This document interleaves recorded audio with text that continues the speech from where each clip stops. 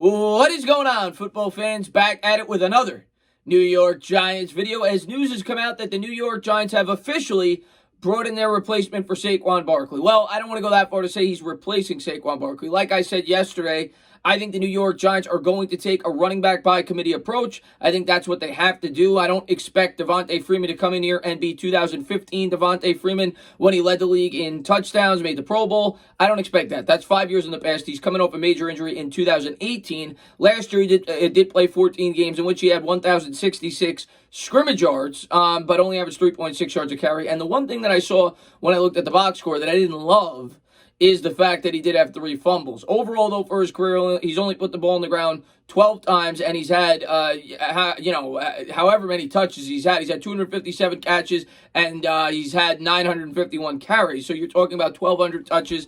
That's about 1 fumble per 100 touches, which is a lot better than Wayne Gallman. That's something that you worry about with Wayne Gallman. He's got 12 fumbles in a fraction of the touches. So hopefully he's sure-handed. That's something that Saquon Barkley definitely brought to the table for the New York Giants. He only put the ball on the ground 1 time since he's been here. But I think this is a good pickup. I think it's a necessary pickup. Now, a lot of New York Giants fans, when I made the video yesterday, pointed to the fact that they would have preferred somebody with more upside. And everybody talked about Javon Leake. Javon Leake, of course, was a fan favorite, in training camp out of Maryland.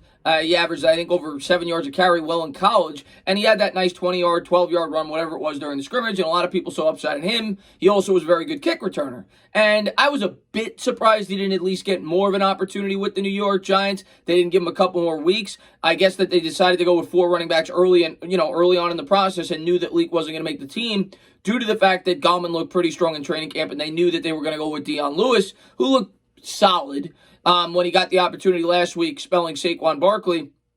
But to me, here's the thing with Javon Leake, and I'm not trying to discount Javon Leake. He may become a great player. There's no telling, especially at the running back position. There's been a number of running backs that have either gone very late in drafts, they've gone undrafted, and they've proven to be great players in the NFL. One player that comes to mind off the top of my head, Terrell Davis. I think he was a 6th-round pick, but there's a number of them that have gone around 4, 5, 6, 7. Curtis Martin, I think, was a 4th-round pick. Running backs tend to go deeper into drafts, and you can find talent there. And Javon Leake, maybe he will get an opportunity somewhere else, and maybe he will play great. But here's what I'll say about him, man. The New York Giants cut him like 3 weeks before the start of the season, and nobody picked him up. And now we're 2 weeks into the year, nobody's picked him up. To me, that says something. And maybe he'll prove a lot of people wrong. Maybe he'll get an opportunity. Maybe he'll be a great running back. But am I going to kill the Giants for not bringing Javon Leake back over a guy like Devonta Freeman due to the fact that Javon Leake may have more upside?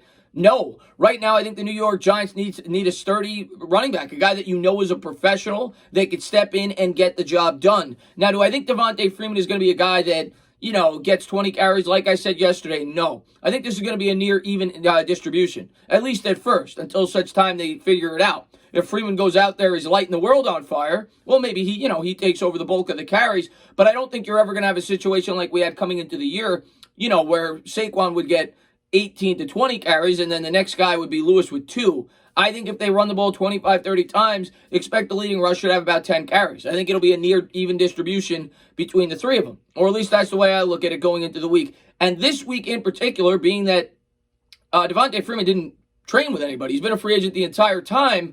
I don't know if he's going to get that many carries at all. Maybe he gets 5, maybe he gets 6. I would guess that Dion Lewis or Wayne Gallman will be the starter, and they'll start to ease Devonta Freeman in.